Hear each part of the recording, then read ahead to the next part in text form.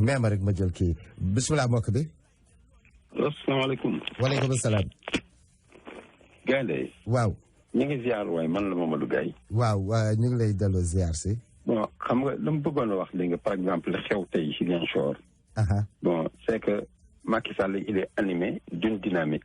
dégg nga. boo xam ni moom soit dina falu. troisième mandat mbaa mu taal réew mi. bon parce que c'est clair parce que gis nga lenn dafa am. nit ñi mënuñu toog dégg nga naan moom yëgu ko ay affaire yu demee noonu. par thème il est le premier responsable dégg nga te nag nu mënti demee su amee ay nervi au vu et au su de tout le monde. dégg nga kooku kenn umpale wu ko ñuy dem nag bay fekk que le dégg nga di ko kii dañu bëgg a yee fitna dégg nga. léegi nag dinañ dem foo xam ne justice amul ci réew mi. dégg nga dinañ demee ba foo xam ne nit ñi soo moytul dinañ fajal seen bopp. on va se faire justice nous-mêmes. parce que loolu rek ci des nit ñi fajal seen bopp parce que justice soo ko téye def ko sa poche. di duma ki la neex. di say nit dégg nga di def caaxaan ak lu leen neex dégg nga kenn dara du leen ci fekk. dégg nga ngay denc dégg nga ay ñoom kilifa yu kenn xamul dégg nga bu gazeli nekk fii nga ne ko mënul tëdd kaso parce que dafa wéré di mu nekk dégg nga di amer di nit ñi. dégg nga di dem dégg nga di téye dégg nga même la gendarmerie di leen wax accusation yu gën a ñaaw yu gën a irrespectueux. te dégg nga yow sa dara nekku ci. dégg nga yooyu dégg nga lii yàgg dina dem ba dina arrêté dina am ñoo xam ne bis boo leen laalee ñu dinañ fajal seen bopp. jërëjëf bon te leen dafa am aussi dañuy ci affaire sommet Macron bi. waaw boo mënee daaneel comprendre que ni la France dégg nga la France fi mu nekk dañoo am le dos dégg nga au mur. parce que perdre nañu ay boori Centrafrique. dégg nga ñi ngi am ay problème dégg nga Mali.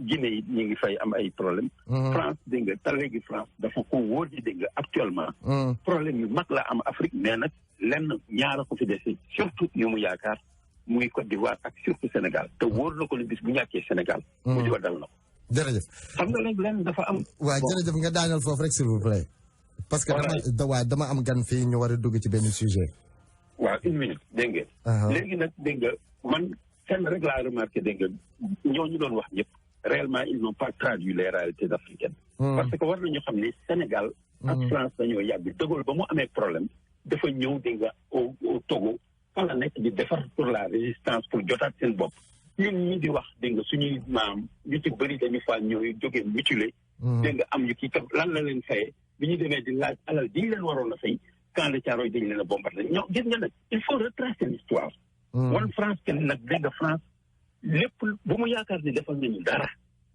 dégg nga loolu nit ñi dañ ko waroon retracer ba pare won ko nag ni ko léegi li daan nekk mënatut a nekk li suñu maam yi nangu woon suñu baay yi nanguñu ko tey jii ñun ñu koy nangu suñu sët yi waruñu ko nangu te leen ngi ci aussi ñun on doit être digne de laisser nag un héritage quand même normal dégg nga à nos enfants jërëjëf donc bëgguma continuer daal di yàgg man je suis vraiment découragé ci nit ñuy wax sax ci yàlla yi. jërëjëf asalaamaaleykum. waaleykum salaam wa rahmatullah mbokk yi ngeen baal ma il faut que ma avancer parce que lii dama ko doon junj rek pour avancer xam ngeen ni.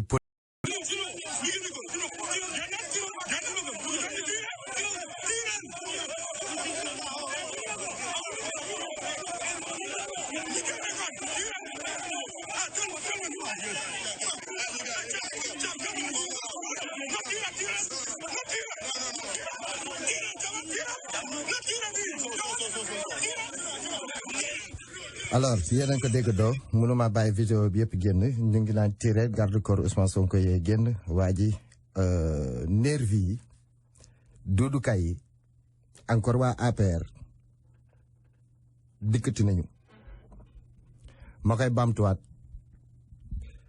kii di nu ma ko waxee woon Ousmane Sonko Guy Marius Sagna Adji Sarr Abdou Karim Gueye xurum xaq bu ñu deewee rek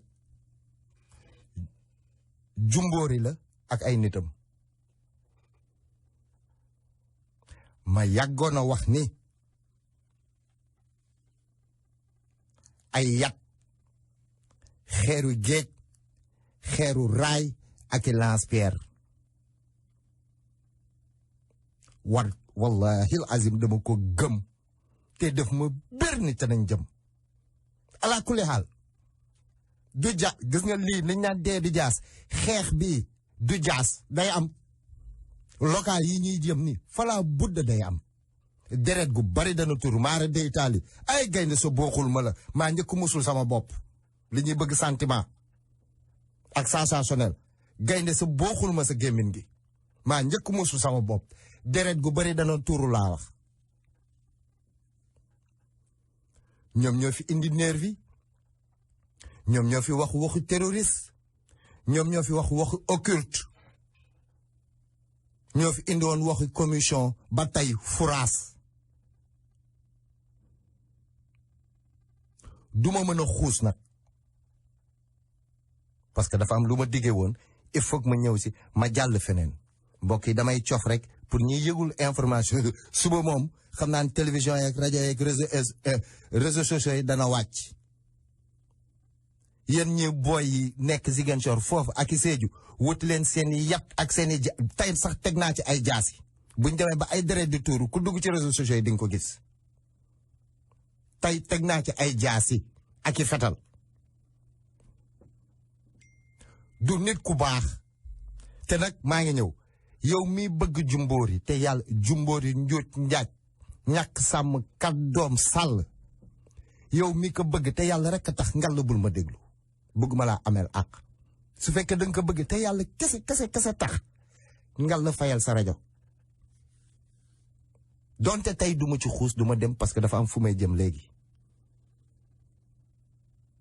ku bon la ku yées la ku tekkiwul dara la awma ci moom benn cër nag bu ma kenn waxi institution ngal la na ngeen ñu wax lu mu wundu naka lay taxawee naka lay doxalee naka la war a waxee bu ñu kenn fattak nag institution dañ ko war a respecté waaw wax leen ñu institution boobu naka la war a taxawee sama maam gee ci Fongole mi kee ci Fuuta kee ci Tamba kee ci Bakel wax leen kooku la mooy institution bu la ñu fattak nag ay waxu populisme bu ñu ñëwaatee danaa xotteeku ba naaw beneen bi mooy ñu ñëw ci France Afrique de France foofu dama doon coof rek daf ma dab léegi nii ci guddi si mu ngi ci ku dugg Sénégal léegi di nga ko gis ma am suma benn sista bu ma yónnee vidéo bi ñu ñëw ci sommet bi am mani te sommet bi li ci doy waar activiste yi yëpp moom mooy activiste yi nekk ci diaspora bi booy xool mooy activiste la Macron convoqué te paradoxe bi mooy y a 4 mois wala 5 mois de cela mais Macron convoqué na fi président africain yi rawatina ñun suñu bos jumboori borom deq gu rëy gala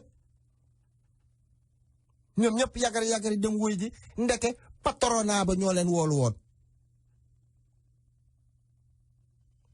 activiste yi yëpp ŋàññoon loolu tey ñoom nañu convoqué ñu dem du ma dugg ci fond bi mais nañ dem ci forme bi balaa maa dee nag ñu naan dañoo war a dialoguer sur quoi tey Cheikh Fall la boobu ak xawma kan beneen sénégalais bi fa nekk c'est bien quelque part mais Cheikh Fall ni mu commencé première partie question mu ngi dugg dans la littérature et la poésie ba naan il est nu ñu koy waxee ay waa dër baa ngi ñëw il est ému maanaam dafa triste am na benn chagrin de cœur bu ko jàpp après nag ci lay doog a dem ci tripatouillage mais ma lenn ci fond bi tey rek maa ngi doon dégluwaat seen sommet naa fekk bi boo leen seetloo lu fond gannaaw nag bi ko ndaw soosu tifaare ndaw si jóge Burkina Faso borom marmet bu salte bi nee na ko relation France ak Afrique boo koy illustré dafay mel ni marmite bu salte tilim dand ñu bëgg togg ci biir ba Macron naan boo ciy def ragu sax du saf mais Macron dafa ne marmite boobu il est hors de question ñu changer ko waaye dañ ko war a raxas le fond du sommet du lenn lu dul organiser leen ba ñu taxawal foofu benn kuréel boobu nee nañ dañ koy jox ay nit yu indépendant ñu jox leen ay fonds man bi ma ko déggee dama yéemu dañ leen jox ay fonds te ñoom amuñu benn pouvoir société civile bi amuñu benn pouvoir de décision dañoo mel ni man kaa sànni xeer yori seen yat di door rek lañu am mais amuñu lenn lu ñu mën a décider fonds boobu ñuy alloué pour la bonne gouvernance pour xool loolu mooy seen pax loolu mooy seen dee ñoom ñëpp d'ailleurs li ñuy wax ni mooy waa ji jàpp tuba turam Achille boobu dañ ko tànk dans le piège da cee dugg ba jeex ba ñu xool fu muy mujj ba ci vers la fin laajoon nañ ko ci monnaie bi franc CFA ak éco nangu cee tontu ba ci femme bi jóge Mali elle est très pertinente moo ci rebondir ci biir sommet bi ci la Macron yëgle ni ne réserve yi transféré nañ ko mu ngi fële banque centrale comme ça ci biir sommet nañuy yëgee ni ndeke réserve yi yóbbu nañ ko est-ce que loolu laajul vérifier est-ce que en réalité réserve ya nekkoon France est-ce que en réalité transféré nañ ko en Afrique fële ca Côte d'Ivoire ca banque centrale wallahi nañu dawal buy gars yi di vérifier di ci gis ay mooy loolu bëgg maa xotti xor ba ay la ca gannaaw dëgg yu ay feni kese ci biir sommet bi la nit ñi la humanité bi doog a yëg ni transféré nañu fonds de réserve yooyu nit ñi bàyyiwuñ ci xel dama kaa déglu wat jël ay note jël lu dul jeex lii rek mën naa ci show du dul jeex ma démontrer ne billaahi benn piège la dañoo bëgg a taxawal kuréel dugal ci activiste yi nag pour mën a tëj seen gémmiñ comme rek Jumbori nu muy doxalee Sénégal comme que ñoom léegi Jumbori moom mimétisme maanaam toppandoo Macron lu mu def rek da koy def waaye léegi nag na Jumbori taxaw nag woo activiste yi locaux yi nekk biir Sénégal ba ñu xool nu muy demee comme que toppandoo rek lay def na woo activiste yi ñoom Abdou Karim Gueye ñoom Guy Marius Sagna ak ñoom ñu nekk sur le terrain na leen woo ci benn sommet yóbbu leen King Fahd Palace wala daal ci benn hôtel wala fële ci sphère am boobu mu tabax jam ñaajo na leen fa yóbbu ba ñu xool fi mu ne nii ñu ngi nii joxe ay nervi bañ ciy rey ay nit xaw ma ay deret ñuy tuuru naan dañuy convoquer ay activistes ay société civile pour waxtaan pour quoi lan moo fay génne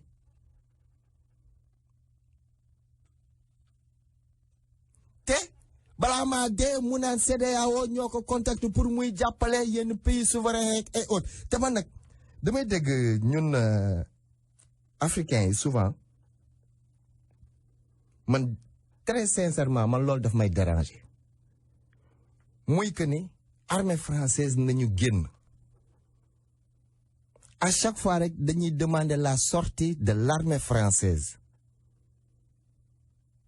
dëgg la Alpha Blondy amoon na sax ku ma yónnee woon son bi sama xel bi da cee génn way na ko fii way bi bon vraiment ñëpp africain yëpp dañ cee adopté wu gis loolu mais man loolu dama cee am problème bu gàtt su may jël exemple Sénégal bateau le Joola bii ñu ci génn àdduna yàlla na leen yàlla yërëm ay armée française bu fi nekkul woon explosion bi amoon Sonacos ay armée française bu fa newul woon donte sax bateau le Joola bi armée française yi yéex nañoo jóg waaye nayaa mooy jóg nañu explosion Sonacos bi cité kii building Tomaro bu Karim Wade ba ay budul woon armée française ak banati bari na njombe yi xew Sénégal musiba yi bari na armée française bu fa newul woon du baax de ñun amuñu dara amuñu benn matériel donc bu ñu génnee man foofu bëgg naa ci am réponse quand même nañu génn waaw mais est-ce que dinañ am luy tolloog seen taxawaay seen dayo ci biir réew mi ci yenn catastrophe yi surtout kenn ñaanu ko yàlla waaye tamit lu mat a sóoraale la loolu bu amoon est-ce que vraiment dinañ am taxawaay ba ca war est-ce que vraiment matériel ba ca war ma nga fa est-ce que vraiment personnel ci sapeur pompier ak i takk der est-ce que vraiment ñoo nga fa donte dañoo yore ay takk der yu ñàkk jom ñii ngi naan institution ñii ngi naan coopération te effectivement coopération la takk der yoo xamante ni dañuy rey seen concitoyen di leen racket ci tali bi di gis camion yi warta daw ñuy daw ci kaw tali bi ñu leen di gis muy romb balaa maa dee ku mel ni Charles Faye chaque fois dafay remercier le commandant Mbeng mais du wax du mës a wax gendarme yi rey bi ñuy rey seen concitoyen chose grave ma teg jéego waaye réserve bi Macron wax ni transféré nañ ko dara nekkatul fële France loolu jar naa lijjanti ñu dem ma avancé ñu jéggal ma jéem a installé sama gan bi balaa loolu xaaral ma def nii di jéggu la parce que bëgguma ko woon doxalee nii mais situation oblige. coalition waa jërëjëf. sinon sant yàlla gis nga li ñuy wax mooy. Macky Sall. jàmbaar bu gañoon coupe du Sénégal bi du leen invité palais récupération politique la doon def ci booyu Casamance yi yii am yëpp moom ci jëmm boppam loxoom am na ci loxoom a ngi ci biir li dal waa kër Sonko yi tey ak gaañu ci am bay boo mu xam ne c'est le président de la République moom ci jëppi boppam war naa xam que ne lii bu ko seetaanee adduga ci justice deful li mu war a def dinañ xam ne loxoom a nga ci comme ni mu def fi mu nekk ci passeport diplomatique yi yeneen ak yeneen ak faux monnaie yu kenn xamul ñoom bugazal ak yeneen léegi nag askan wi comme li ngay wax rek dinañ fajal seen bopp seenu mer ndax moom kenn la ñi mi àndal ci seen jëmmi bopp matuñu 5 millions boo comparé 5 millions ak yeneen 14 millions yeneen 15 millions de sénégalais kon ñoom ab dànk lañ ci suñu biir ngay xool li xew mag yow nu mu tuddati gaynde nga gis que ni par exemple même ñoom seen rajo yi nekk fii avant mu fii ñëw dañ doon wax lu leen neex invité ay maire Thiès baak Talla Sylla laak ay Farba Ngom ñëw fii joxe ay millions yu dul jeex mais ba gis nga bi affaire bi demee ba ñu dellu soit ñoom ci seen rajo ñoom ci seen jëmmi bopp ñoo waxal seen bopp que ni Macky Sall sécurité bi au Sénégal bu ci deful li mu ci war a def keroog àddina ak àllaaxira bu bisum pencee ñoom ñooy wax de waa APR rajo ñu ne Macky Sall sunu borom dina ko laaj li ñu la dénkoon Sénégal ndax manque de sécurité lu tax mu demee nii.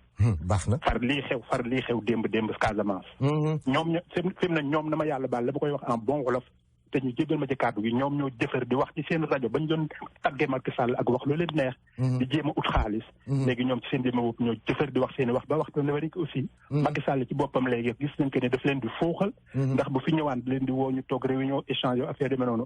mais affaire yu juuj daaj la leen def bu fi jaaratee léegi comme ni mu fi jaaree nii dafay jaar rek pour wane ni jaar na fi après dem yoonam quoi. donc ñoom ci seen jéem a bopp nag.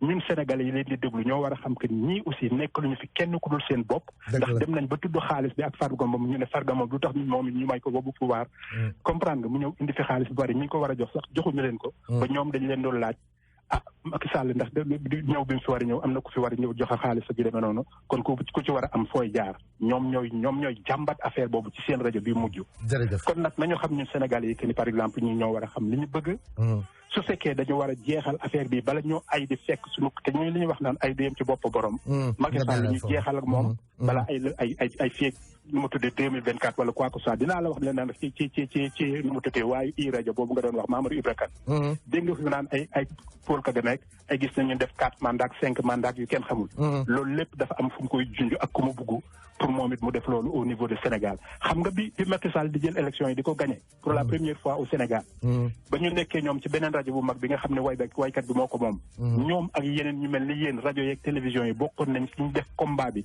ñu compté voix yi ñoom ñu dem anticiper dem fu ñu war a dugg pour affaire bi jaar yoon ba Macky Sall gagné looloo taxoon nag ñoom ñu bëggoon a tas sax rajo boobu nga xam ne waykat bi moo ko moom ba créé E-Media yóbbu ko fa moom di ngay wax léegi sànq muy Mamadou Ibra Kane ak Alassane Samba Diop créé leen seen rajo kon nag moom bu mu ñu fontoo xale yi loolu ñu def France nag aussi dinaa la ci wax ma daanale foofu gis nga comme ñun amuñu fi plateau yu toll noonu mu nekk plateau de renommée mondiale nga xam ne sax satellite yi di leen ci àddina yëpp pour ñu gis li xew. loolu ñu def bu dee dañ leen a nax sax am nañ ci occasion li ñu bëgg a wax dañ ko wax xalaat nañ ko te léegi boo xoolee que ne président Macron ak France yi tamit boppam seen ambassadeur dem na Touba ñu indi ay militaire Touba aussi ñuy waxtaan ak le khalife général. ni ko yow la ñuy déglu. kon anticiper boobu ñuy wax.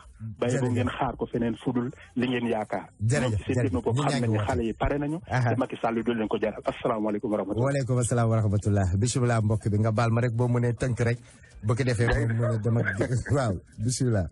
salaamaaleykum. waaleykum asalaam waaw kooku Samba si. non kii Ndiaye Omar yoo.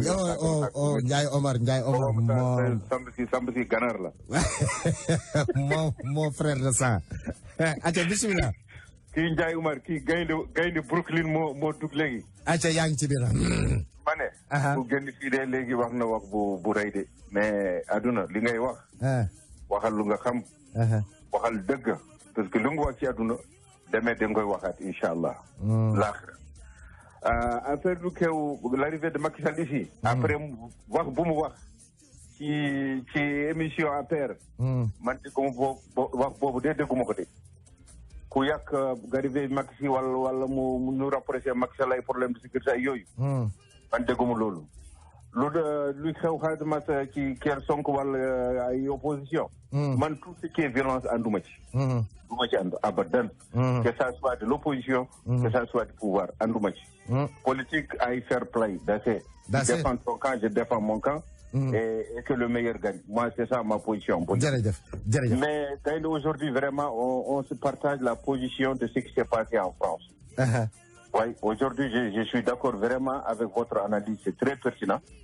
D'ailleurs, moi, je crains. Est-ce que lui, Macron, il n'est pas là à monter la jeunesse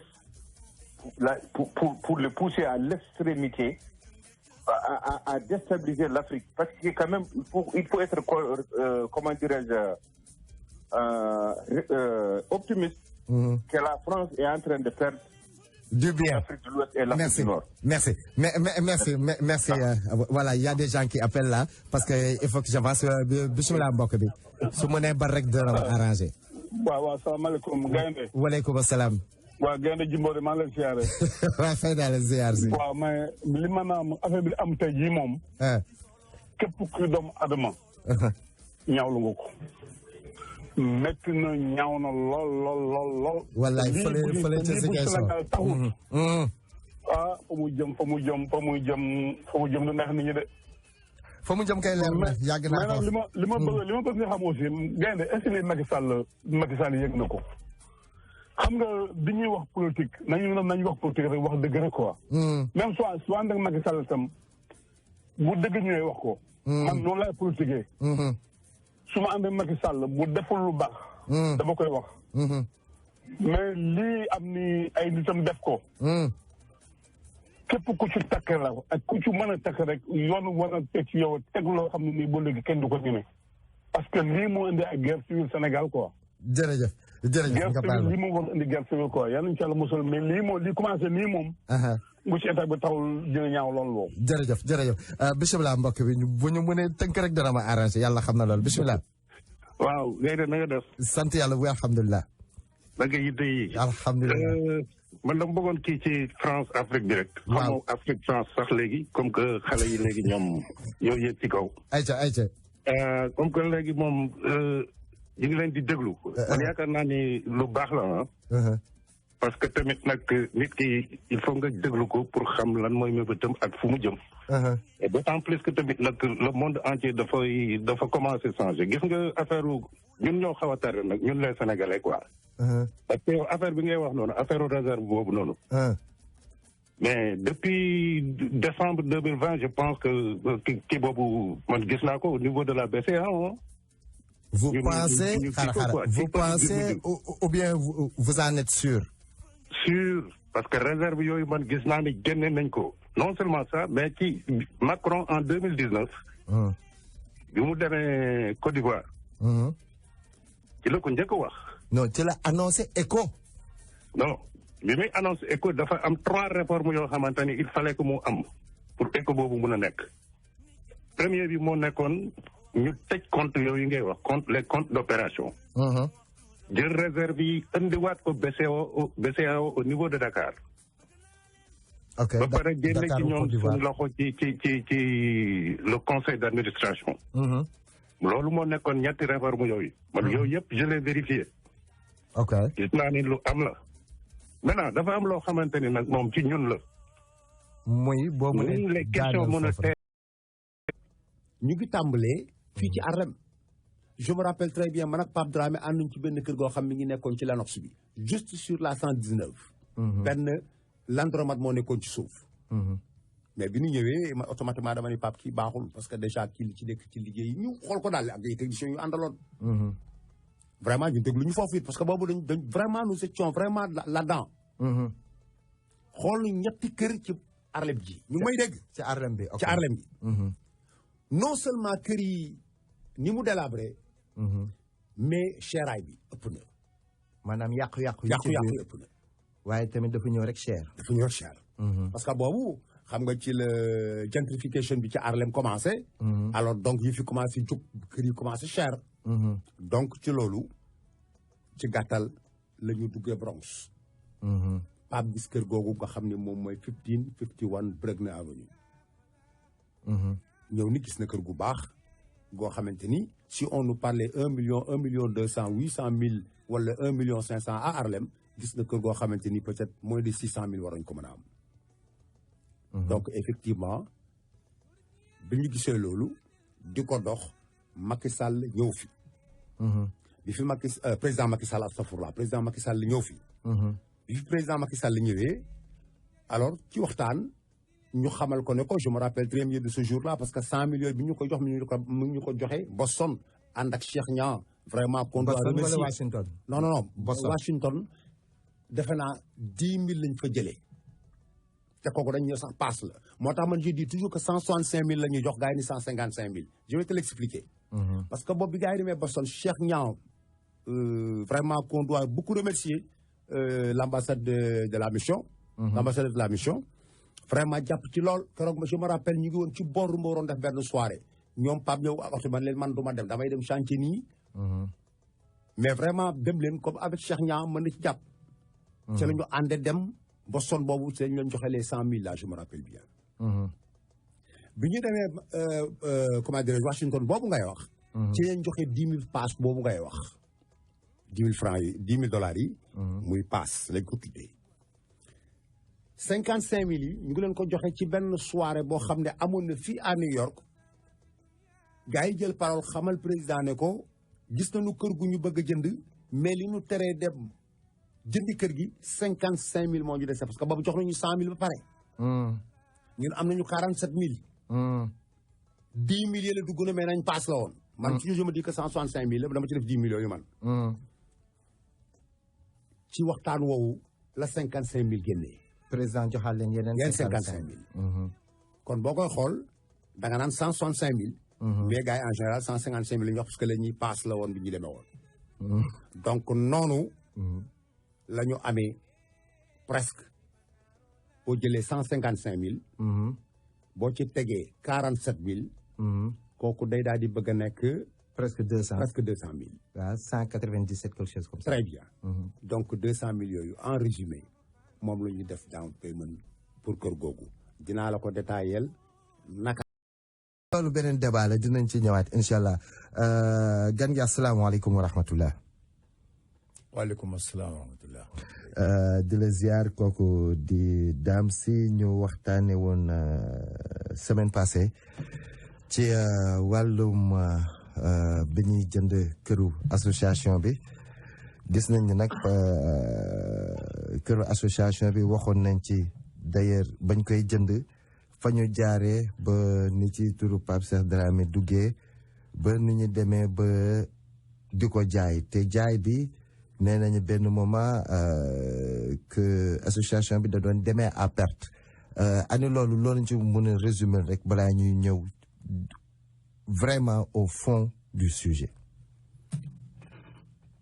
أعوذ بالله من الشيطان الرجيم بسم الله الرحمن الرحيم لا حول ولا قوة إلا بالله العلي العظيم أعوذ بكلمات الله التامات من شر ما خلق والله يعصمك من الناس سلام قولا من رب رحيم بسم الله الرحمن الرحيم الله لا إله إلا هو الحي القيوم لا تأخذه سنة ولا نوم له ما في الأرض من شاء الذي يصه عنده إلا باسمه يعلم ما بين أيديهم وما خلفهم ولا يحيطون بشيء من علمه إلا بما شاء وسع كرسيه السماوات والأرض ولا يهود حفظهما وهو العظيم اللهم صل على سيدنا محمد وسلم السلام عليكم Modou ñu ngi lay ziar di la nuyu. waaleykum salaam ñu ngi lay delloo ziar di la déglu yëpp nag. di leen massawu di leen sant di leen gërëm. balaa may tontu foofu il faut que ma am lu ma wax quoi. C'est-à-dire les Sénégalais sont fantastiques.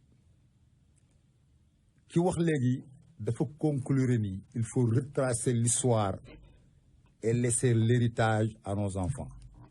muy lu am solo ñu daanaka moom la ñuy def nii on est en train de retracer l'histoire de l'association des Sénégalais d'Amérique pour laisser l'héritage à nos enfants mais malheureusement gaw ma ni lañu am héritage gaw ma ni héritage ñu ngi ko fa fekk maanaam jaay nañu kër gi héritage loon kookoo doon loo xamante ni héritage la woon mais gis naa li kon li muy wax bu ñu retracer histoire it pertement bi may ñëw kon di wax ni ci kër gi benn pertement ngi noonu quoi héritage sax dootuñu ko am kooku rek pertement la.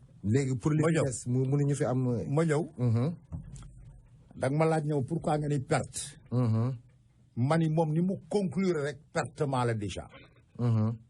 parce que héritage bi muy wax amatu fi. mën naa am ci kanam.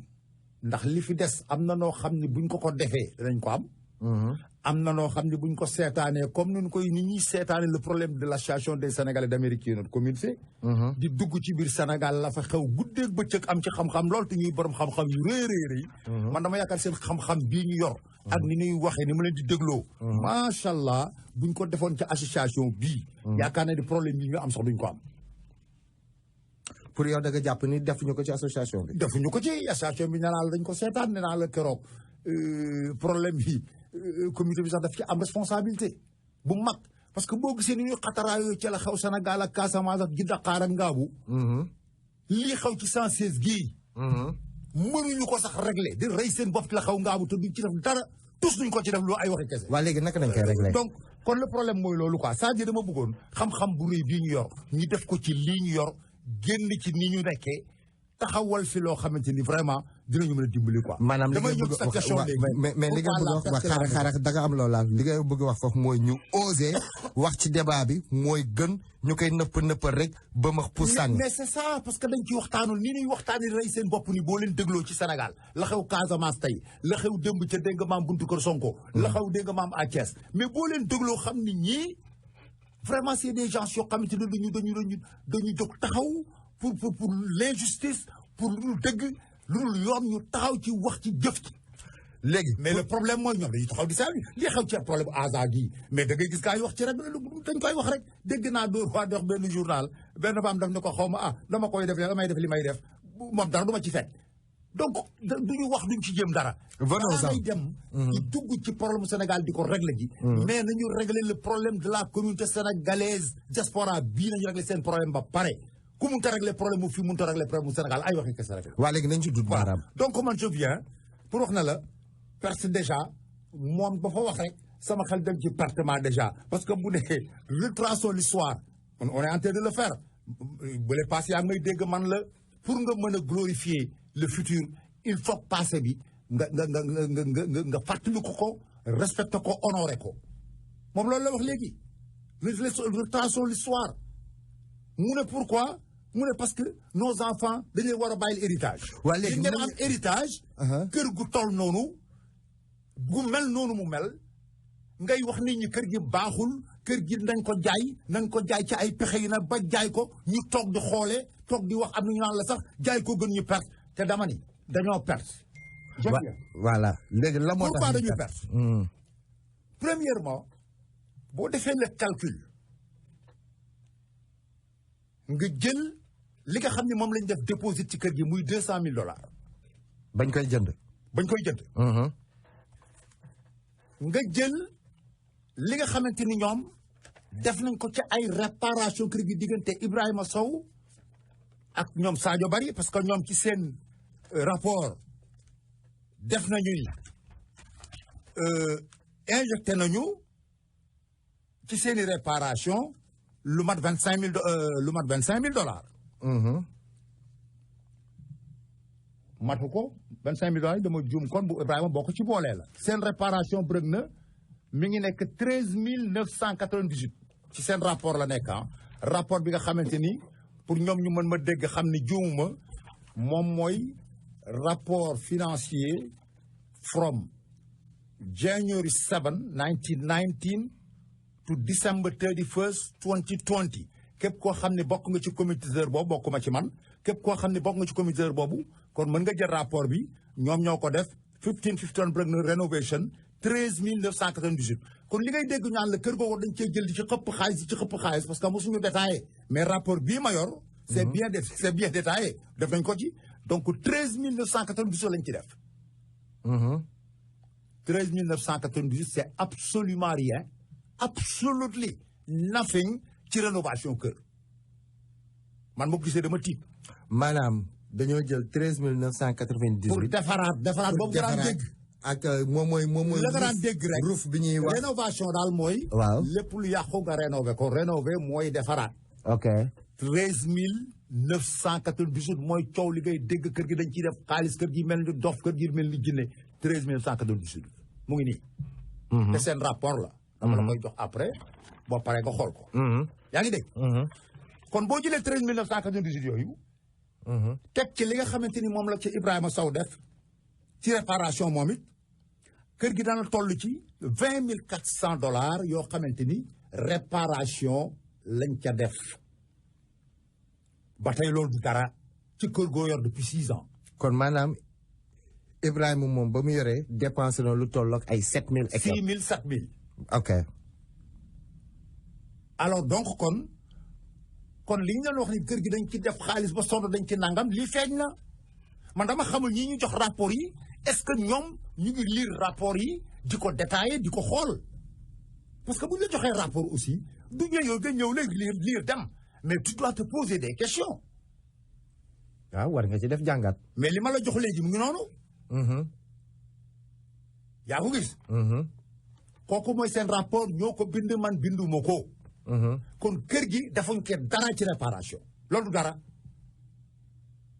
alors. boo jëlee loolu nga baal ma balaa nga jël mais non xaaral dama leen laaj ci rapport bi nga ma jox nii. waaw headquarter renovation International Women's Day. waaw headquarter renovation boo ko déggee headquarter moom bu ñu koy waxee ñoom rek. ñu wax siège ba quoi. ñu ngi wax siège waaw yaa ngi continuer di lire ci suuf pour nit ñi mën a comprendre ni. jox naa la rapport yi moo tax ngay lire noonu. waaw donc headquarter boo ko déggee siège ba la ñuy wax. International Women's Day. International Women's Day bi moom mooy journée internationale de la femme lañ ko jot a def bi maanaam organisation bi. waaw mais loolu moom ça n'a rien à voir. ça n'a rien à voir avec lu kër gi. ok voilà. donc voilà mu ngi noonu. donc kon boo seetee kon total bi ça va te donner. 20,400. 20,400 yoo xamante ni moom lañ def ci kër gi bañ ko jëndee rénovation bi ngay dégg yëpp loolu la. ba 2020. ba 2020. moo ci ne mu ngi nii. ok waaye léegi nañu avancer pour. def rek course ak temps bi quoi. donc kon je continue. pour dire que ni boo jëlee loolu nga totaliser ko jël laa li ñu injecté ci kër gi ak bill yi nga xamante ni def nañ ko muy affaire mu ngi toujours ci rapport bi mbalit yi nga xam ni doon nañ ko fay nangam. supp bi $150 par mois. voilà boo jëlee loolu lépp. jël les 33,000 yoo xam te ni boo defee le calcul avec 2,700 mais 2,700 yi da koy ëpp parce que nee naa la principal bi bu fekkee doo fay rent dañ ciy teg intérêt mais man dama jël rek 2,700 laa jël ma dégg da ko yokku nag mais dama jël rek 2,700 parce que normalement ëpp na ko parce que dafa war a teg ay intérêt ci kaw principal bi. 2,700 yi moom laa jël war a fay banque bi. justement weer bu nekk. justement. ok ëpp na ko nag parce que rent boobu saa yoo fayulee xam ngeen ci dara dañ ci teg. non nañu wax normal bi. non 2,700. waaw donc moom 2,700 laa calculé. waaw boo defee calcul bi les 12 mois li mu lay jox mooy 32 400 la lay jox boo ko multiplier par 4 ans mu jox la 129 600 donc bu fekkee ni jël nga le total jël 33 000 yooyu mois boobu boo jëlee lépp boole ko. man maa ngi retrouvé wu avec 518 400 la ñu injecté ci kër gi 518 400. xaaral nga ni 2000. boo jëlee attends bien Maroc boo jëlee li nga xamante ni Ibrahima Sow fay na ko sur la totalité intégralité ci ay mortgage. muy maanaam xaaral rek pour que aussi ñi déglu. waaw moom laay leeral nii. muy 4 ans waaw xam nga dañ ciy tudd Ibrahima Sow ñu ngi wax ci njaay bi xaaral rek ci 4 ans yi ci ñeenti at moom yi mu yore association bi buñ ko calculer weer bu nekk mu ngi doon fay 2700. waaw jëlal 2700 naal jëlal 2700 parce que bu fàtte ni Ibrahima Sow ca biir mandaam aussi amoon na ay recul bi maanaam amoon na. ay arriéré yoo xamante ni fayu ko nee naa la chaque fois que fayuloo rent. na la leer ni danañ la jox intérêt. mais bàyyi loolu pour ñu gën a yomb ci nit ñi. jëlal 2700 yi kese. nga jël ko moom ngay multiplier par 6 ans et demi. par 6 ans et demi parce que 4 ans yi. Ibrahima Sow ko yor. 2 ans et demi yi. ba ñuy jaay kër gi ñoom Sadio ñoo ko yor. ok donc dama la boo calculer le tout. ak détails yi ak li nga xamante ni fay nañ ko ay ñamaño bi defee calcul bi dana nekk 518 400 yoo xam ne injecté nañ ko ci kër gi. diggante mortgage diggante li nga xamante ni defoon nañ ko ci déposit bi ak yi nga xamante ni fay nañ ko ci ay moo xam daal. ay bill yooyu injecté nañ ci 518 400. 518 400 nag bu fekkee ne yow dépensé nga ko parce que bul fàtte ne temps yi daf ñu raw quoi dama bëgg a très rapidement ma xaw a am lu ma leeral boo jëlee 518 400 nga dindi ko ci 328 millions yu ñu téye yokk ci beneen 17 000 boo xam ne Pape Dramé téye na ko ce qui va faire peut-être dans les 300 presque 40 000. N'est-ce pas? 344 000 je crois bien boo defal calcul bi foofu. booy def soustraction bi nga ni. waaw da ngay def soustraction da ngay boole 17 000 yi Pape téye ak les 328 millions ñoom yi ñu yor actuellement le bureau. waaw. mu jox la ñaata 328 000 17 000. 328. 328 millions la ñu yor actuellement. Pape Dramé téye nag $17 000. Ça te donne.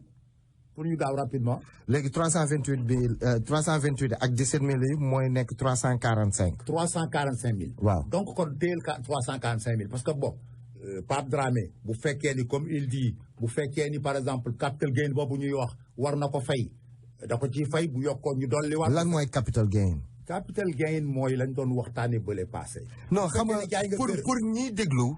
te xamuñu dara ci luy capital gain parce que bu ñuy dégg ay kaddu. voilà d'accord comprendre Ndiaye da ngay xam benn affaire. fi mu ne nii temps bi danañu raw te li ma war a wax. bu fekkee waaw mais defal ndànk ñi ëpp ci ñuy déglu.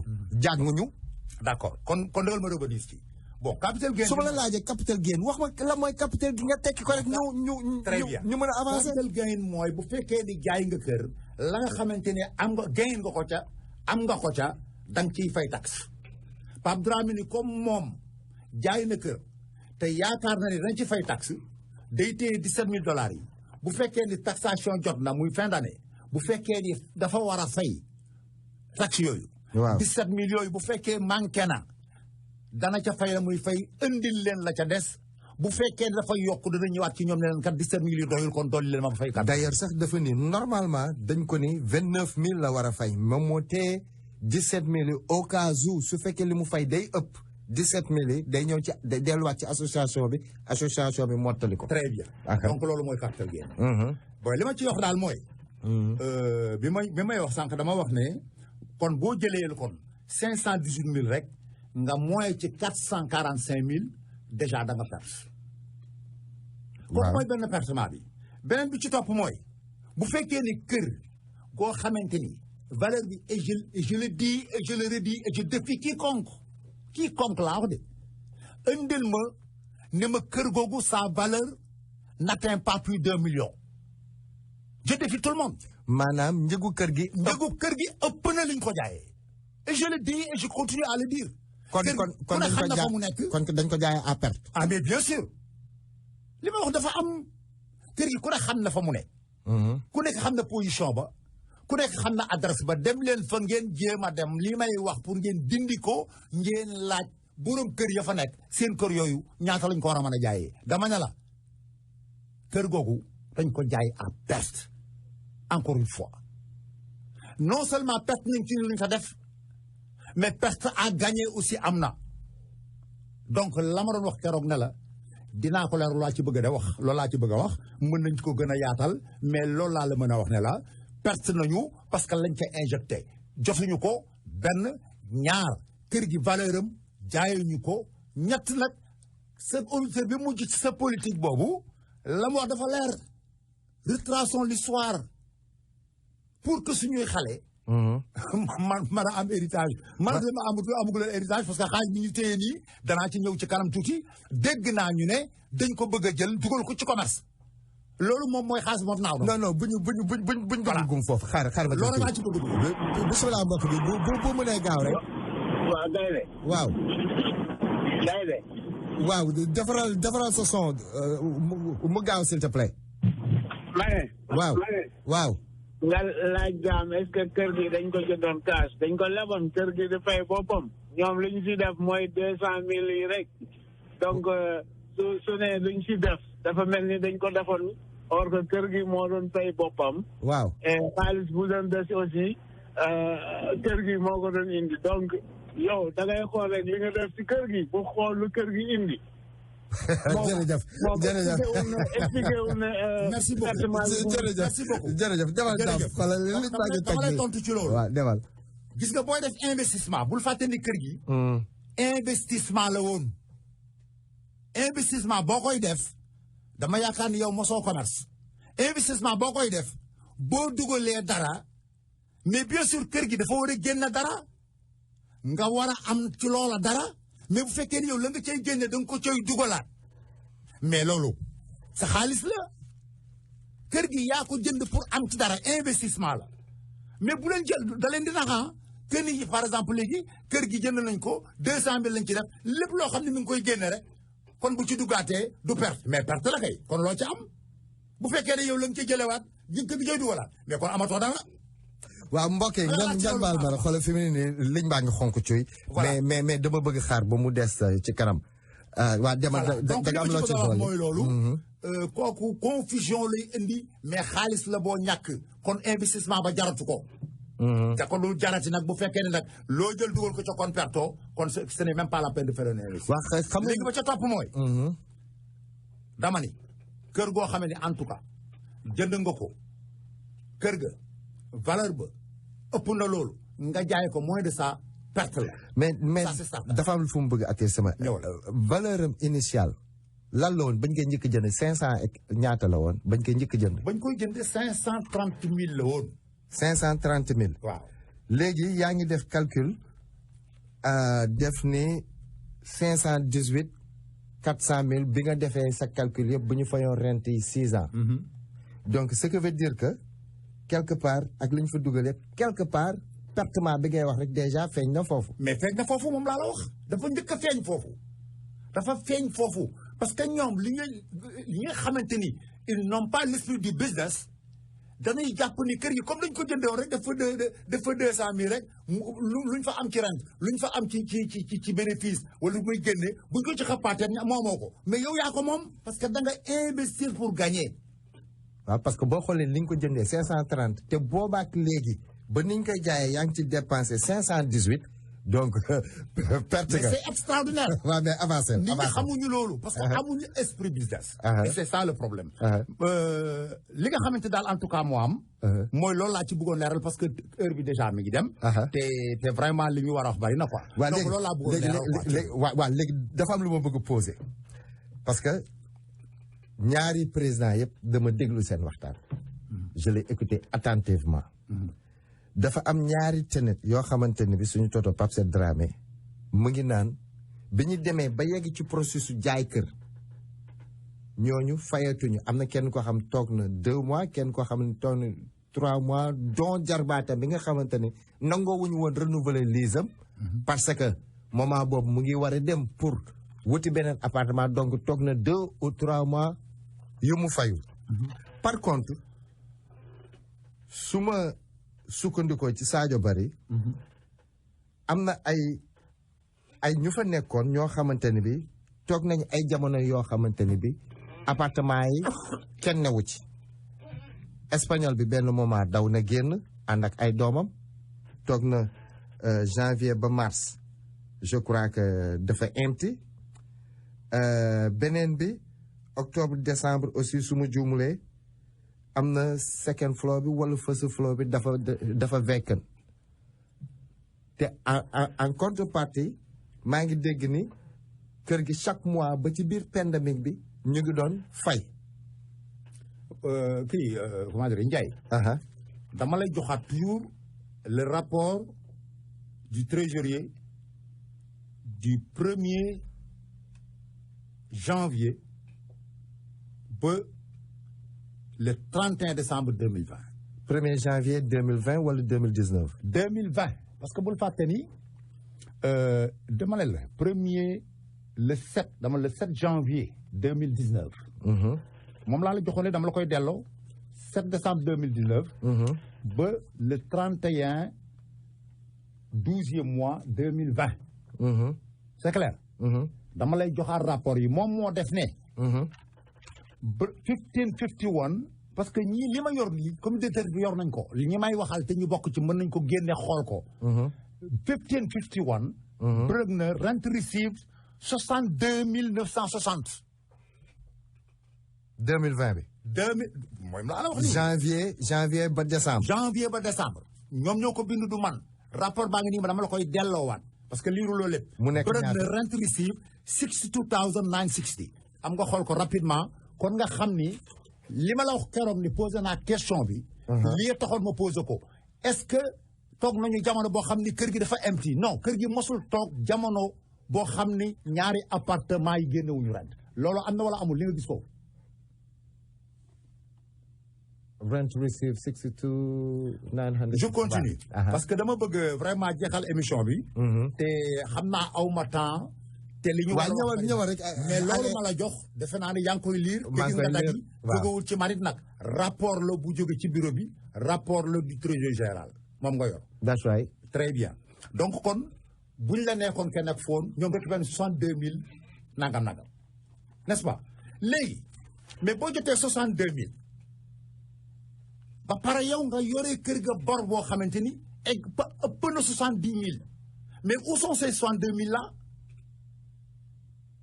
kër gi biñ koy jaay yor nañ ci plus de boru 70 000 mais kon 62 000 yii nga xam ne rent receive man bindu ma ko de yaa ngi ko yor. waaw mais loolu kon xaalis bi anam.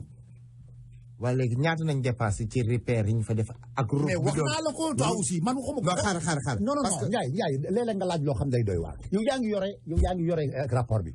nee nañu la ñoom seen réparation wax nañ la ko. mu ngi noonu loolu kay leer na. yow yaa ngi ko gis foofu mi ngi ak yow. moom mooy rénovation bi. rénovation mooy loolu. parce que bokkul rénovation au hasard parce que rénovation au hasard ba tey génn na. non bu ñu dugg hasard. très bien kon nag rénovation bi. rénovation 1551 bërëb la. waaw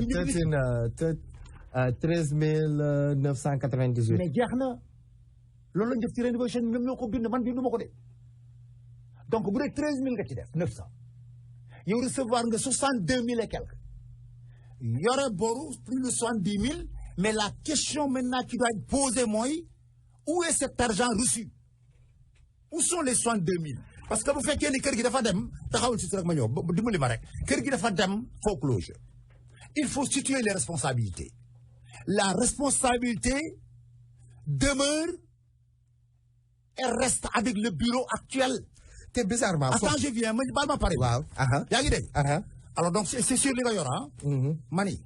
responsabilité bi ñoom ñoo yóbbu kër gi foreclosure. parce que bu fekkee ne yow yaa def sa rapport bopp. boo xam ne nee nga recevoir nga.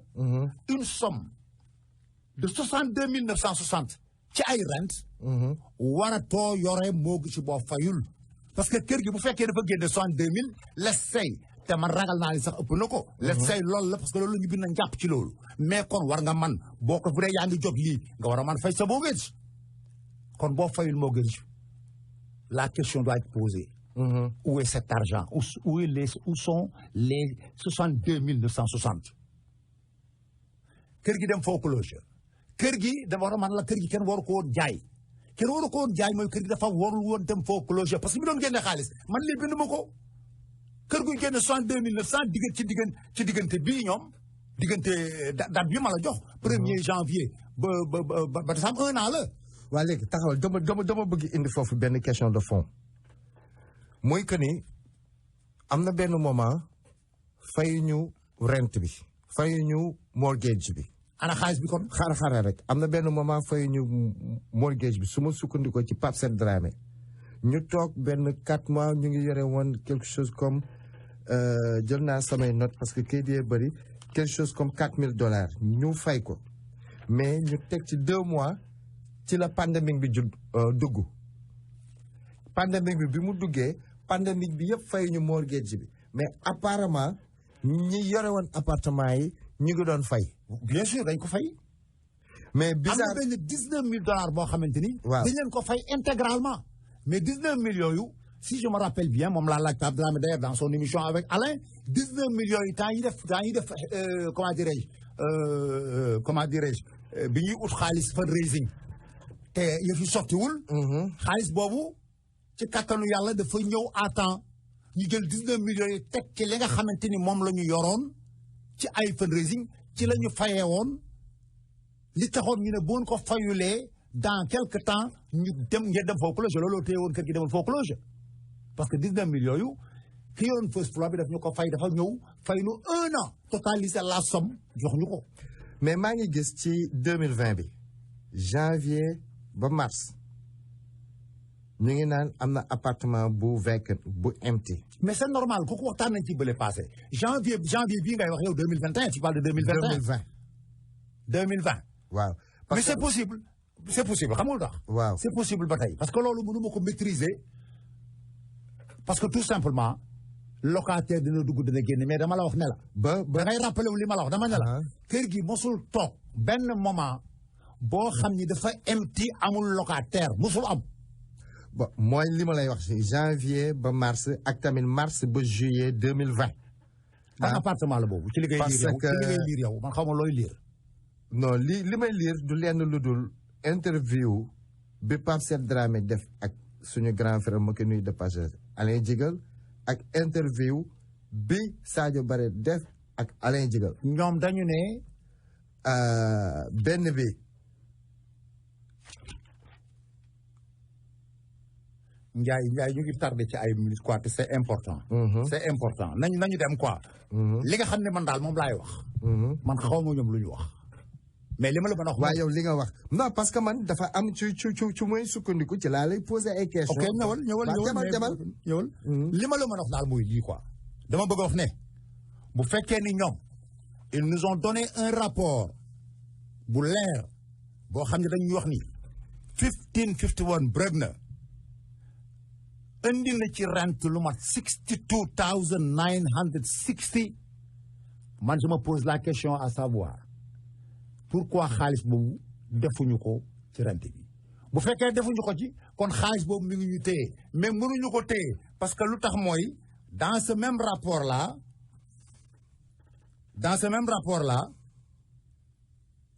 bi ñu defee seen calcul yëpp ba pare agent lu mu yor ci total revenu mi ngi nekk 46 114 kon xaalis boobu nekkatu fa mu ngi nii xoolaat ko bokk. non gis naa. très bien 46 114 kon xaalis boobu nekkatu fa te xaalis boobu fayu rent bi. xaaral ma jël ci nañu laaj. xaalis boobu kon anamu. salaamaaleykum. aleykum salaam. ma ne moom de def na erreur ci calculam 27000 times 12 ça lui donne 32400. 32400 times 6 ça lui donne 194 400. Où est-ce qu'il a trouvé les 538 000? Non, attends, reprenez. Reprendre cette question. Je dis, qui a dit qu'il injectait 2700 par mois. 2700 waaw. 2700 par mois, tu le multiplies par 12, ça te donne 32 400. 32 400, tu le multiplies par 6, ça va te donner 194 400 $. Où est-ce que tu as trouvé les 538 000? Voilà, yow par 4 ans nga def. 6 ans la def. 6 ans nga def. Yes. Ok, mu jox la. Mu jox ma 194 400. Où est-ce que tu as trouvé les 538 000? Tu parles à la radio. Non, rajo laay wax. Léegi xoolal bi nga amee yow ñaata nga wax ñaata waxal ma bind. Ma ne les 6 ans. Ils ont injecté, si c'est le 2700 qui tu dis mensuellement. Pendant 6 ans, ça te donne 194 400.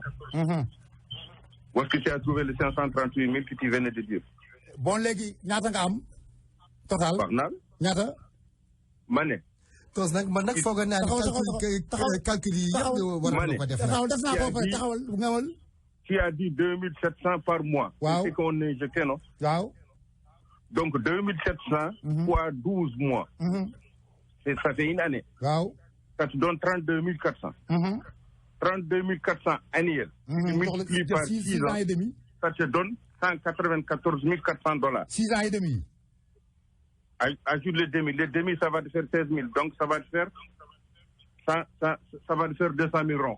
200 000 ronds. Oui. Et okay. Toi, tu as dit 538 000. Voilà. Bon, mais j'ai les 200 000 ronds. Est-ce que j'ai le 200 000 nga xam ne moom lañ def déposit? Def nañ 200 000 déposit. Non. Moi, je parle juste selon tes calculs. Mais selon sama calcul 500 yi nga jëm, man 500 yi laa jëm. Man dama jël 200 000 yi nga xam ne ba loolu boo ko ci boole. Il faut nga xam quand même 2700 bi motul 538 000. Non, xaaral. Monsieur Ndiaye, Dame. Monsieur Ndiaye. Oui. Dafa ne. Dañoo def 200 000 dépassé. Léegi nag yow li nga trouvé additionné si 200 000 dépassé bi ça te fera combien? Non, moi je... Non, attends, Monsieur Ndiaye, écoutez. Monsieur Ndiaye, il faudra écouter toi aussi. Waaw, Dame, même rek. Non, mal m'expliquer ko mu gën a gaaw. Bàyyi naa ko mu dem. Bismillah mbokk mi. Monsieur Ndiaye, avec tout le respect. Bàyyi naa ko mu dem Dame. Dama koy expliquer parce que nag il faut mu leer ci bopp nit ñi parce que lii day indi confusion dama ni yow trouvé nga 200 000. Yow yaa ko wax trouvé nga 200 000. Mais jëlal ko 200 000 yi nga xamante ni ñun jël nañ ko ci suñu xaalis def ko déposit ba ñuy jënd kër gi kooku boo ko defee ci plus de 200 000 day nekk 400 000. xaaral mbokk bi teel. N'est-ce pas kon léegi am nga 400 000 yow trouvé nga 200 000 trouvé waat nga yeneen 200 000 yoo xam ne yow fàtte nga ko mais mooy 200 000 yi nga defoon ci sa déposit boo jëlee nag léegi les comment dirais-je li nga xamante ni ñoom def nañ ko ci ay réparation nga boole ko ci boole ci yeneen détails yu bil yi nga xam ne def nañ ko moom laay wax sànq affaire gardien affaire balek affaire noonu moom moo lay indil 518 400 li ma wax dafa leer. mbokk bi bisimilah yow da nga fàtte 200 000 yi nga xam ne def nañ ko def. oui bisimilah. waaw salaamaaleykum. waaleykum salaam. waaw na nga leen di nuyu di leen ziar. ñu ngi lay delloo ziar si. waaw di leen kat encore di gërëm. man c'est-à-dire que man maa ngi tudd Moussa Diop.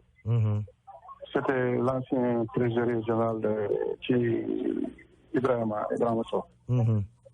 C'était juste pour amener une rectification. Parce que lundi ba lay passé bëggoon naa fa dugg mais mënuma woon dugg. Bon am na benn kii bi ñu ne ci bureau Ibrahima Sow. am na benn $2000 bu ñu def ci rente bi ñu fayul mortgage. kooku ça c'est une erreur. Comment ça? dañu fay mortgage bi de mois de décembre. fayal nañu leen benn 1 mois de mortgage. 1 mois de mortgage lañ leen fayal ci bu ñu paree suñu bureau c'est-à-dire que le novembre lañu waroon arrêté. nous on n'a pas arrêté novembre dañu leen fayal le mois de décembre. donc mois de décembre bi c'était fermé. les $2000 yi ñu wax. dañu ne am na benn facture bu ñu jot. dañu jot benn facture bu am $2000. man j'étais dans le comité directeur. Jusqu'à ce jour bi ma joxee comité directeur jusqu'à présent indiwuñu facture boobu. facture boobu musul ñëw. Bon donc si je vous entends. ñëw na comité directeur en tout cas man li ma wax ne gis naa ko ñoonu comité directeur ci seen rapport ñu xamal nañu ni am nañu ñoom sax moo gis lañu wax ñoom waxuñu sax facture moo gis lañu wax ni bu ñu fayul indi nañu ko man je l'ai lu moo tax man yi parce que yéen déjà man li may wax rek mooy bu fekkee ni Ibrahima Sow bi muy dem fay na lépp ba mu des loola te moom mu bàyyi fi $10,000 ou $9,000 kooku ce n'est plus à discuter man loolu laa wax parce que bu fekkee ni loolu am na man gis naa ko ñu indi ko comité directeur xamal ni nga am na $2,000 boo xam ne fayuñu ko ñoom moo gis luñ ko tuddee yow facture leneen nga ko tuddee mais quel que soit alpha ñoom wax nañu ko mais kooku c'est pas tellement méchant pourquoi parce que Ibrahima Sow est-ce que yow ma laaj la yow en tant que trésorier est-ce que ñaata ngeen fa bàyyi yéen ba ngeen di dem. ñun bi ñuy dem ci lépp c'était 9,300. 9,000 quelque, j'ai pas les chiffres en tête, mais je peux dire que 9,000 mooy foofu. kon bàyyi ngeen jox ngeen leen 9,000 yoo xamante ni mu nga fa. bi ñuy dem 5,600 moo nekkoon ci compte bi. jour bi may def passation de service avec ñoom jox naa leen un chèque de 1,600. après il y a une semaine ma indi leen beneen $2,000. boo ko calculé tu verras ce que ça fait. Et ensuite on avait un crédit de $5,000 boo xam ne bi jot nañ ko sañu gannaaw. un crédit c'est-à-dire. un crédit de loyer. boo xam ne si sañu compte la waroon nekk. mooy bi xale bi wax ni ndaw si fay na ko. waaw. kon jot nañ ko parce que ndaw booy bi nee na fay nañ ko. kooku sañu compte la parce que sañu crédit la woon. ok. waaw da nga koy dolli ci 9,000 yi. waaw boo ko dolli ci 9,000 yi ça fera à peu près ay 14,000 et quelque. voilà donc merci beaucoup bu fekkee amuloo leen looy wax merci beaucoup. loolu laa bëggoon leeral quoi c'est-à-dire que débat bi ngeen nekk fii c'est-à-dire c'est un débat boo xam ne bii vraiment man ça da lay rendre flou parce que les calculs là on a tous les dossiers mais ñoom il suffit que ñu taxaw parce que premier rapport bi ma yor fii c'était même pas 13,000 13,000 bi ñu ngi koy def ci assemblée générale mais le premier seen rapport balaa ñuy notre dernier comité directeur leur frais dans tout le building c'était à 5,300 et quelque 5,000 motul sax 6,000 et nous dans sañu 2 ans on a dépensé dans le building plus de $7,000 7,000 et quelque. Je ne parle pas des factures je parle seulement des réparations. Réparation kese lañu fa def et ensuite balaa ñuy dem on a tout payé. amul benn facture bu fa def. maa ngi ak moom. voilà bu ñu ñëwee nag après ñu am na benn facture boobu ba léegi. ba léegi gisuma ko. waaw ça dit d'accord man personnellement Moussa. te du ñu ne mortgage amul benn mortgage bàyyi ko. d'accord Moussa. je dis que mois de décembre lañ leen jox passation de service te on a payé le mois de décembre. d'accord kooku muy ci d'accord quel que soit Alpha. waaw même bu fekkee dama ni si et seulement si loolu existé na moo xam facture la moo xam mortgage la man li may wax rek mooy bu fekkee ni yéen bàyyi ngeen fa 14,000 maintenant tu parles de 14,000 parce que 9,000 nga fa bàyyi woon jot nañu ñoom benn chèque boo xamante ni mi ngi jógu ci kër ga moom mooy xale bi dugg la fois dernière te ni fay nañ ko. parce que dañu téye woon xaalis bi moom moo ko fay frère am la mooy doomu Pape Dramé bi ki dugg la fois dernière. kon nee na fay nañ ko kon bàyyi ngeen leen 14,000. man dama wax ne. jërëjëf mbokk mi loolu am na kon jërëjëf Moussa. ensuite bul fàtte encore parce qu'il y avait un fundraising boo xam ne le contrôleur l'avait fait ça aussi ça c'est une valeur de 7,000 et quelque 7,000 presque. voilà d'accord xam nga. loolu tamit soo ko ci boole c'est une somme énorme boo xam ne. jërëjëf parce que 7,000 yooyu tudd nañ ko. mënoon nañ ci fay kii bi mortgage bi bañ a am crédit. non merci beaucoup. jërëjëf jërëjëf ma jël comme ni nga ko waxee léegi li ñu récupéré ci cotisation non ci loyer yëpp ça s'élève à 62,000 et dans l'année il ne faut pas payer il paye à peu près à 32,000 pour l'année pour le mortgage. Donc ça va leur rester au moins 30,000 qu'ils vont en bénéficier. waaw mais problème bi mooy Moussa dañu fayul. loolu mooy problème bi moo indi foreclosure bi.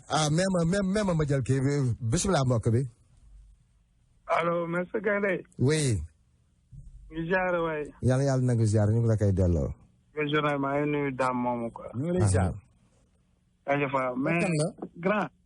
maa ngi lay demander benn question quoi. waaw comme li Moussa Ndiaye wax quoi dafa après le départ da ngeen doon defee calcul dafa mel ni maîtriser woo sa calcul booba parce que yow fi ngay ñëw yaa ngi dugalaat 200,000 total quoi ñun pour nag comme yow lañ la invité ci rajo bi. nga war a joxe ay argument man foog naa ne da ngay ñëw am argument yu possible yu tekki table ji. doo xaar sax Moussa Ndiaye wala un gars comme man ñëw di la corriger ngay doog di ànd ci li mu wax. déedéet ànduma de. déedéet ànduma de déedéet. tamit xaw na ñëwal. comprends parce que gaynde sax xam naa ne jox na la benn respect bi ak cër bi mais boo ñëwee am sa ñëw ci rajo bi di wax en tant que sénégalais da nga bu yàgg bokk ci association bi. comprendre boo ñëwee ba joxe argument waru kenn wutoon dugg sax ñëw di la corriger da nga war a ñu teg lu leer. waaw loolu nag dama koy préciser pour que la mu dem mais deuxième bi may wax maanaam comme problème mu kër gi nii ngay wax nii. bi ñuy jënd kër gi te yow dafa mel ne maîtriser nga affaire ménage. comprendre xam nga affaire kër. te boobu instant boobu yaa ngi woon ci association bi. ma lay laaj rek benn question pour mu clarifier. bien sûr sans problème. waaw léegi instant boobu ñu amoon difficulté kuy def turam ci kër gi. man ko am naa ci lu leer parce que ki ñu joxoon. ki njëkkoon a joxe turam. ci kër gi. ba jàpp ko ba bàyyi. lam te génne nii la ma leera ci guddi googu lépp leer la ma ci mu bàyyi mu poussé Pape. Cheikh Dramé quelque temps après la exposé pour joxe turam. mais instant boobu yow ak di nga yàgg ci association pourquoi volontaire woon jël sa tur dugal ko ci association. parce que amul woon crédit bu baax. merci de la question. non dama koy laaj. loolu bàyyi ko ma tontu ko rek. merci de la question pare nga. yes PS grand. voilà kon merci déglu ma maa ngi lay tontu. ok merci beaucoup. li may lay jëkk a tontoo mooy da nga ne yow dama d'accord ak Ndiaye bi woote Ndiaye d'accord maa ngi moom Ndiaye moo juum Ndiaye def na calculer mba am $200,000 ci li nga xamante ni dépassé nañ ko ci Moger ji d'accord ma ne ko da nga juum yow c'est-à-dire da nga omettre il a omis les $200,000 yi nga xam ni déposé nañu ko kon 200,000 yi mu trouvé moom. boo ci tegee 200,000 ñun yi nga xamante ni ñun def nañ ko déposit mais ça te donne 400,000 loolu rek. waa léegi. n'est-ce pas non bàyyi ma leeral Ndiaye dafa am lu mu wax nee na man dama d'accord dama ni Ndiaye juum nga. loolu laa doon bëgg a dimbale. demal pour mu simple. waxal jëndum kër gi. naka la demee benn par benn déposit ak calcul bi nga def jaaraat ci benn par benn mu jeex mu leer. bon xam nga Ndiaye 10 minutes 5 minutes ñu dese. doxalal noo ko bëggee rek. 5 minutes ñu dese. boo bëggee li ma wax dafa leer dama ne. 2700 yi ba mu ko multiplier par 12 mi ngi ko jox 3000 mi ngi ko jox 32,400. ba mu multiplier par 6,5 mi ngi ko jox 200,000. n'est-ce pas. kon bu jotee 200,000 kooku benn la lu mu jot. moom fa la yem. nema nan fan nga mën a jëlee 500,000. ma ne ko da nga juum mosuma ko wax d'accord naa ak yow ndax d'accord ma ak moom.